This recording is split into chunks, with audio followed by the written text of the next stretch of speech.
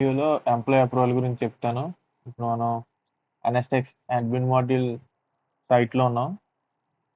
ఇక్కడికి ఈ టేబుల్‌లోకి డేటా వస్తుంది. ఏదైనా డేటా వస్తే డేటా వచ్చేసి రిజిస్టర్ సైడ్ నుంచి వస్తుంది. రిజిస్టర్ పేజ్ నుంచి ఏదైనా డేటా ఎంటర్ చేస్తే అక్కడ ఎంప్లాయీ ఆప్షన్ సెలెక్ట్ చేసి ఆ డేటా అనేది ఇక్కడ వస్తుంది. నేను మీకు ఎక్కడ చూపిస్తాను. ఇక్కడ మీరు చూడొచ్చు.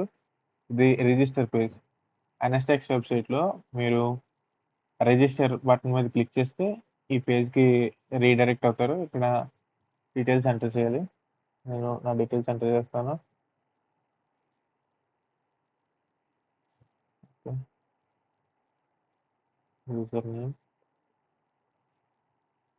మెయిల్ ఐడి,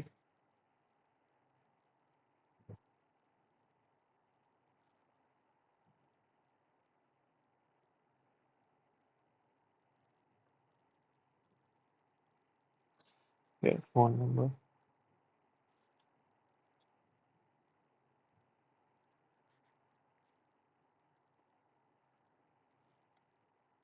నా రిజిస్టర్ యాజ్ ఎంప్లాయీ సెలెక్ట్ చేసుకుంటున్నాను. పాస్వర్డ్,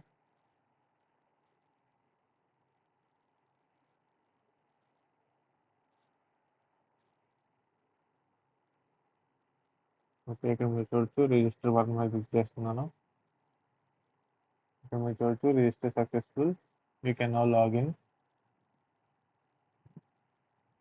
ఇక్కడ మీరు చూడొచ్చు నా మెయిల్ ఐడి ఎంటర్ చేస్తాను.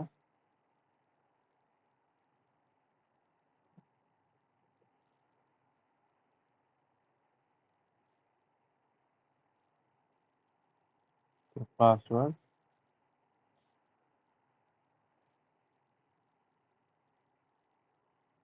ఓకే. ఇప్పుడు లాగిన్ బటన్ మీద క్లిక్ చేస్తున్నాను. ఇక్కడ మీరు చూడొచ్చు your account is me pending approval, please try again once admin approve.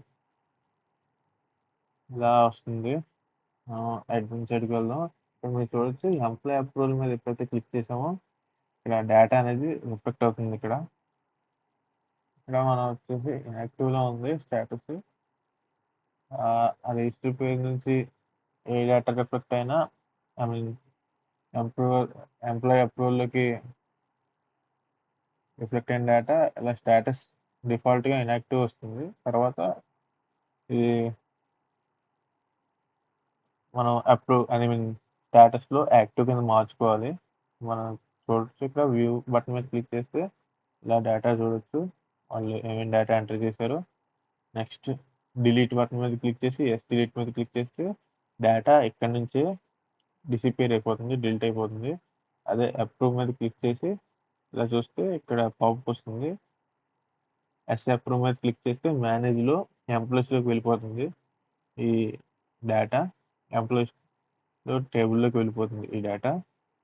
అక్కడ మనం స్టేటస్ మార్చుకోవచ్చు యాక్టివ్ నుంచి ఇన్యాక్టివ్కి. దాన్ని బట్టి యూజర్ లాగిన్ అవ్వగలరు.